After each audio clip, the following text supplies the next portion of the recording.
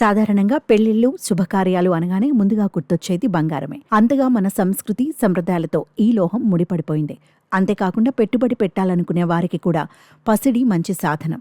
ఈ క్రమంలోనే బంగారం నిల్వల్ని దేశ ఆర్థిక స్థిరత్వానికి కీలకంగా పరిగణిస్తారు. అందుకే ఏ దేశమైనా ఎంతో కొంత బంగారాన్ని కొనుగోలు చేసి నిల్వ చేసుకుంటుంటుంది.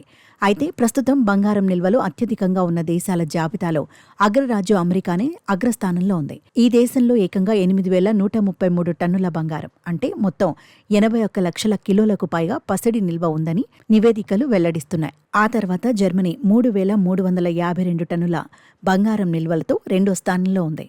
ఆ తర్వాత వరుసగా Italy, France, Russia, China, Switzerland దేశాలు ఉన్నాయి. ఇక 876 టన్నుల బంగారం నిల్వలతో ఈ జాబితాలో భారత్ 8వ స్థానంలో ఉంది. 876 టన్నులు అంటే దాదాపు 8,76,000 కిలోల బంగారం మన దేశంలో నిల్వ ఉంది.